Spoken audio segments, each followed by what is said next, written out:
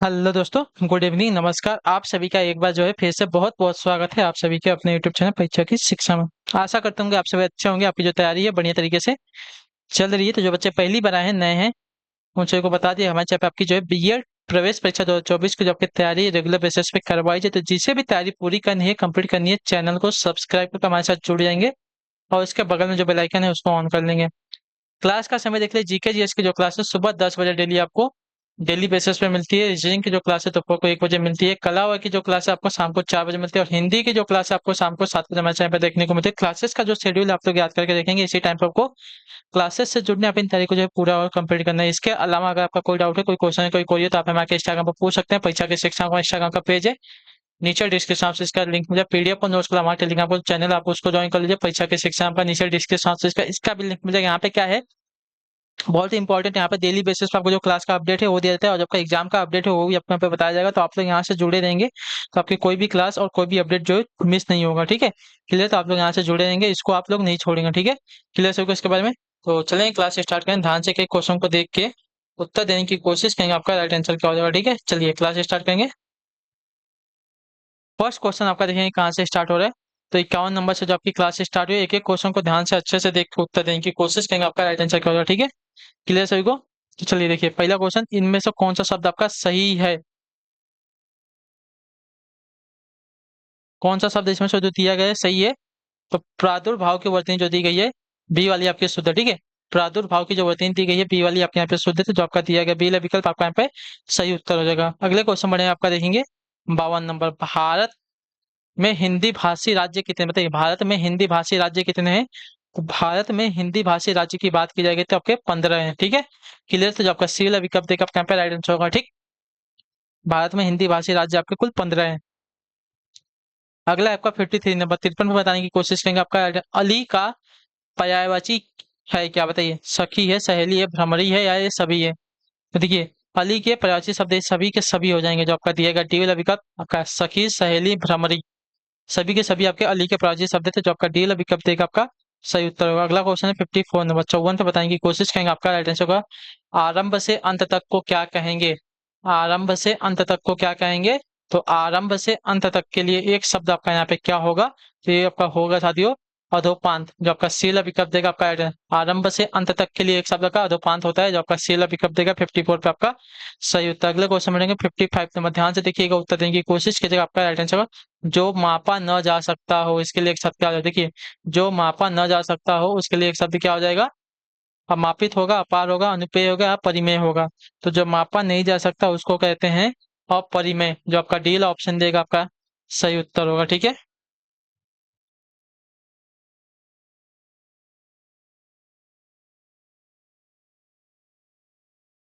चलिए फिर अगले क्वेश्चन में बढ़ेंगे, उत्तर देने की कोशिश करेंगे। आपका राइट आंसर क्या होगा। ठीक है, 55 होगा 56 पर। ठीक है, क्या देगा। परंपरागत उक्ति को कहते हैं क्या, बताइए। परंपरागत उक्ति को क्या कहते हैं। तो परंपरागत उक्ति को कहा जाता है साथियों यहाँ पे अनुश्रुति। जो आपका दिया गया ये वाला विकल्प आपका सही उत्तर होगा। ठीक है, परंपरागत उक्ति को कहते हैं अनुश्रुति। अगले क्वेश्चन पर बढ़ेंगे। आपका देखेंगे 57 नंबर, क्या देगा। विलास में किस प्रत्यय का प्रयोग, बताइए। विलास में किस प्रत्यय का प्रयोग हुआ है। तो विलास में जो आपका प्रत्यय लगा है यहाँ पे आज प्रत्यय लगा। ठीक है, प्रत्यय क्या होते हैं। तो प्रत्यय जो है शब्दांश के अंत में लग के जो है शब्द का अर्थ बदलते हैं, उन्हें जो प्रत्यय कहते हैं। और उपसर्ग जो है इसका उल्टा होता है। वो क्या होता है कि शब्दांश के प्रारंभ में लग कर जो है शब्द का अर्थ बदल देते हैं। ठीक है, तो प्रत्यय और उपसर्ग में आप लोग ये बातें याद रखेंगे। जो डिफरेंस है दोनों के बात में आप लोग याद रखेंगे। प्रत्यय अंत में लगता है, उपसर्ग पहले लगता है। बोली में कौन सा प्रत्यय है, बोली। तो बोल आपका मूल शब्द है, इसमें जो है आपका ई, बड़ी ई जो दिया गया इसमें प्रत्यय लगा है। तो जो आपका दिया गया यहाँ पे ये वाला विकल्प आपका राइट आंसर हो जाएगा। ठीक है, अगला आपका 59 नंबर क्वेश्चन, उत्तर देने की कोशिश करेंगे। सही उत्तर का अत्यंत का सही संधि विच्छेद क्या होगा, बताइए। अत्यंत का संधि विच्छेद है। तो अत्यंत का संधि विच्छेद अगर देखने जाएंगे साथियों, तो अत्यंत का संधि विच्छेद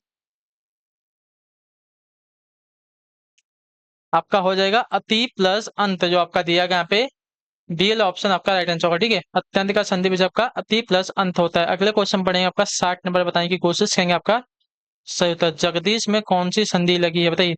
जगदीश, तो जगदीश इसमें जो क्या है, जगत प्लस ईश होता है ना।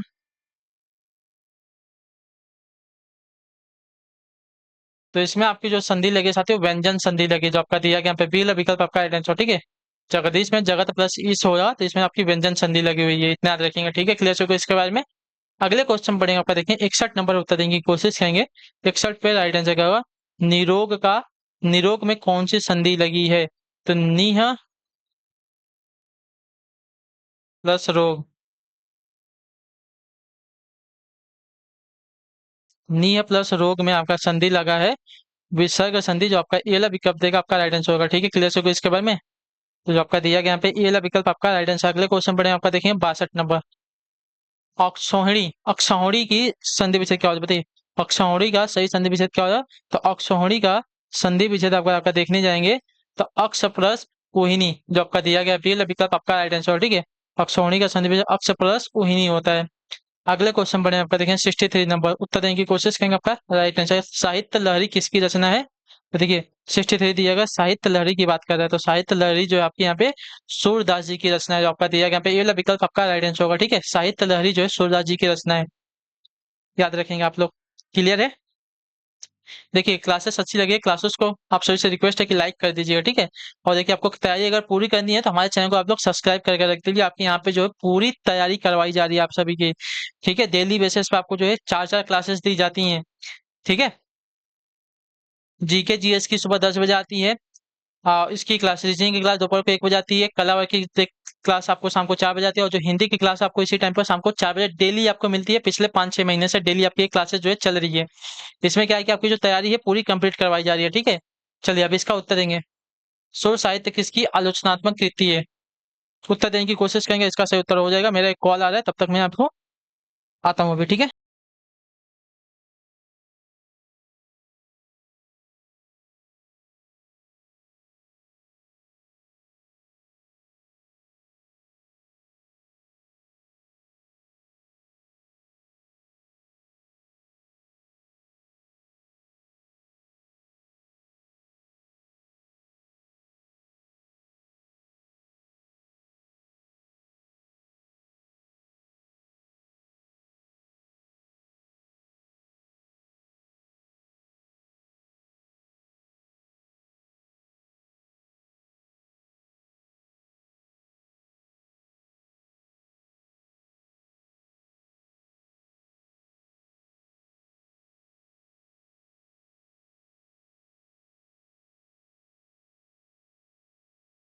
ठीक है, चलिए जल्दी से आपकी क्लास खत्म करनी पड़ेगी। अगला क्वेश्चन देखते हैं 65 नंबर क्या देगा। आकाशदीप किसकी रचना है।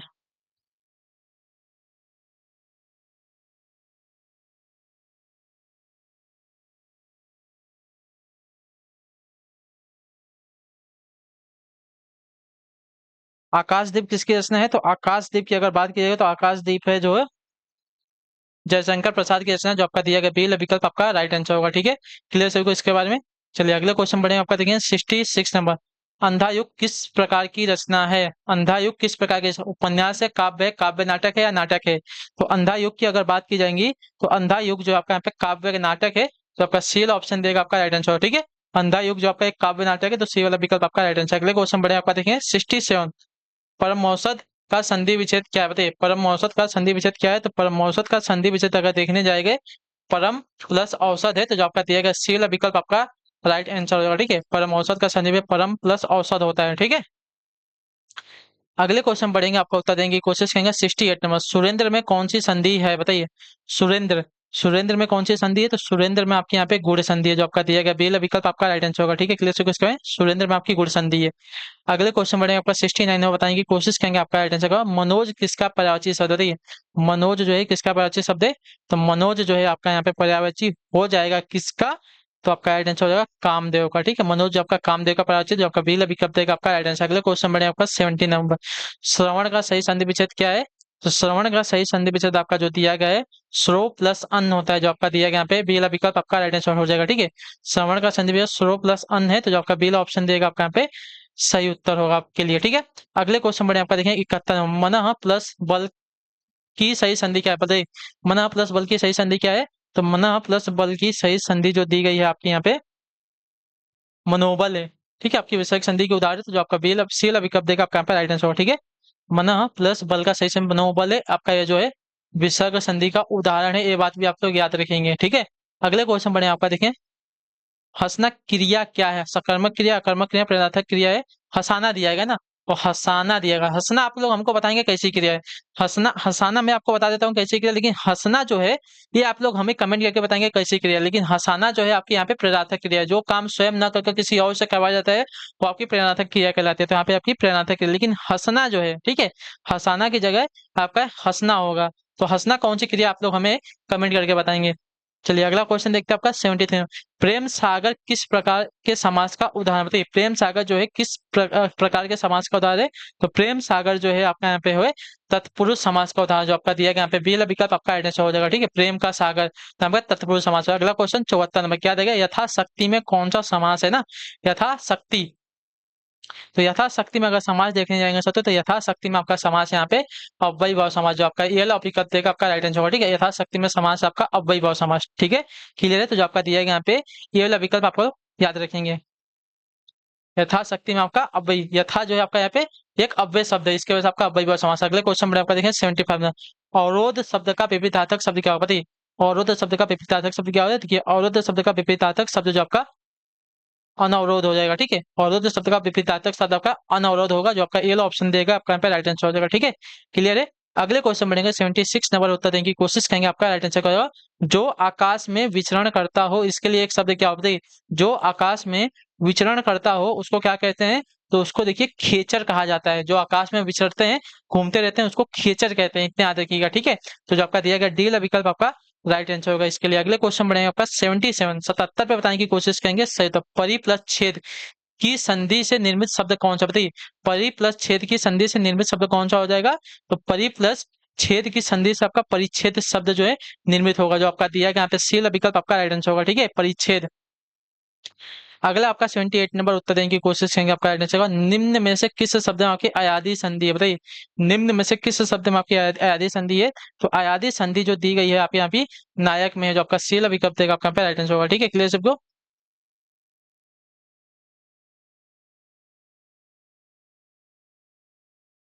ठीक है, क्लियर है? चलिए अगला क्वेश्चन देखते हैं आपका 89 नंबर। नीता कपड़े धोती है, तो नीता कपड़े धोती है वाक्य में क्रिया है क्या? तो नीता कपड़े धोती है वाक्य में क्रिया है आपकी यहाँ पे सकर्मक क्रिया, जो आपका बीला विकल्प देगा आपका राइट आंसर। अगले क्वेश्चन बढ़े आपका देखिए 80 नंबर। दूध वाला रचना की दृष्टि से क्या है? तो दूध वाला जो है रचना की दृष्टि से आपका एक यौगिक शब्द है। ठीक है, क्लियर सभी को इसके बारे में?